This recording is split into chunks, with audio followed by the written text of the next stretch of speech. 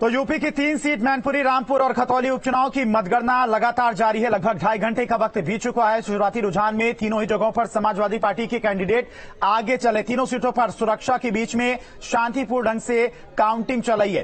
3 तस्वीरें आपको दिखा रहे हैं जहां पर अलग अलग जगहों पर काउंटिंग चल रही है। तीनों जगहों की बात करें तो शुरुआती रुझान में 2.5 घंटे का जो वक्त बीता है मतगणना का, उसमें समाजवादी पार्टी के तीनों जगहों पर जो कैंडिडेट हैं वो कहीं ना कहीं आगे निकलते हुए दिखाई दे रहे हैं। आसिम रजा रामपुर में आगे चल रहे हैं आकाश सक्सेना से। वहीं मैनपुरी की बात की जाए तो डिंपल यादव रघुराज शाक्य से लगातार आगे चल रही हैं और खतौली की बात की जाए तो वहां पर भी एसपी कैंडिडेट आगे चल रहे हैं। मैनपुरी में समाजवादी पार्टी को लगातार बढ़त बनी हुई है। इस वक्त की बड़ी खबर आपको बता रहे हैं, एसपी प्रत्याशी डिंपल यादव 31,475 वोटों से आगे चल रही हैं रघुराज शाक्य। मैनपुरी में समाजवादी पार्टी लगातार बढ़त बनाए हुए।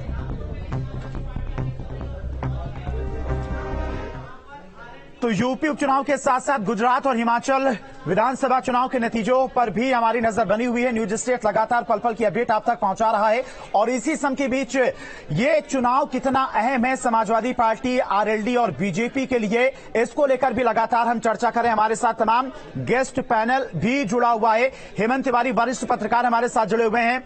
कपिल श्रीवास्तव समाजवादी पार्टी के प्रवक्ता है, वो हमारे साथ जुड़े हुए हैं। स्टूडियो से हमारे साथ वरिष्ठ पत्रकार उमाकांत लखेड़ा जी भी जुड़े हुए हैं। इसके अलावा इजहार अली एसबीएसपी प्रवक्ता है, वो हमारे साथ जुड़े हुए हैं, उनसे भी चर्चा करेंगे। और इंद्रजीत आरएलडी के प्रवक्ता हैं, वो हमारे साथ लगातार बने हुए। सबसे पहला सवाल संजय जी आपसे, तीनों ही जगहों पर बीजेपी पिछड़ती हुई नजर आ रही है। मुझे लगता है देखिए ये तो 2-1 की स्टार्टिंग थी और मैं अभी भी इस मत पर कायम हूं कि 2-1 से बेहतर हम रिजल्ट देंगे और मुझे लगता है कि थोड़ा इस पर अभी समय है, लेकिन 2-1 से बेहतर रिजल्ट भारतीय जनता पार्टी इसमें देख सकती है।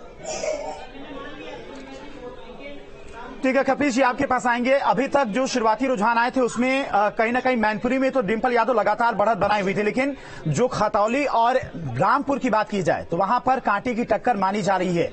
कभी बीजेपी का कैंडिडेट आगे निकलता हुआ दिखाई देता है तो कभी समाजवादी पार्टी का आसिम रजा लगातार वहां पर बढ़त बनाए हुए हैं और वही खतौली में भी देखने को मिल रहा है। मदन भैया लगातार आगे बढ़त बनाए हुए हैं। ये जीत लगभग तस्वीर कब तक साफ हो जाएगी? देखिए, जीत की खुशी जो है वो जनता देती है, लेकिन जनता की खुशी को लूटने का काम भरपूर प्रयास जो सबको ये भारतीय जनता पार्टी ने शासन और प्रशासन की मदद से किया है, बावजूद उसके इतना प्यार, इतना स्नेह जो उत्तर प्रदेश की जनता का बना हुआ है। मैं तो आपको थोड़ा सा पीछे ले जाता हूं। आप 2022 के विधानसभा के इलेक्शंस देख लीजिए। 2022 के विधानसभा इलेक्शन में समाजवादी पार्टी ने 111 सीटें अपनी और कुनबे के साथ 125 जीती थी, जिसमें 210 सीटें ऐसी थी जो महज 200 वोट से 1000 वोटों से हम पर आ गए। अगर शासन और प्रशासन डबल इंजन की सरकार, अगर संवैधानिक संस्थाओं की चूल्हे न हिला रही होती तो आज उत्तर प्रदेश में महंत योगी आदित्यनाथ जी की सरकार कतई नहीं होती। जनता का प्रेम, जनता का स्नेह, जनता का विश्वास समाजवादी पार्टी के साथ था और आज वो दर्पण की तरह दिखाई भी दे रहा है इन उपचुनावों के अंदर। और मैं आपसे बार बार कह रहा हूं, पूरी कोशिश की गई है, पूरी कोशिश की गई है, वरना डिफरेंस इतने का नहीं होता। डिफरेंस तो बहुत बड़ा होने वाला था। कपिल जी, लेकिन रामपुर और आजमगढ़ में फिर क्या हो गया था? क्यों वहां पर एसपी के कैंडिडेट हार गए?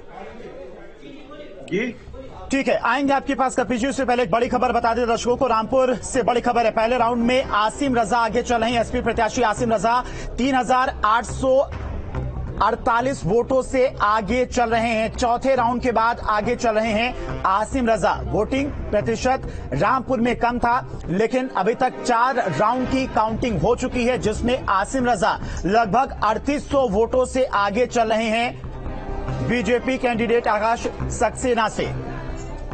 तो लगातार पल पल की अपडेट न्यूज स्टेट अपने दर्शकों तक पहुंचा रहा है। चौथे राउंड के बाद आगे चल रहे हैं आसिम रजा। कपिल जी अपनी बात पूरी करिए।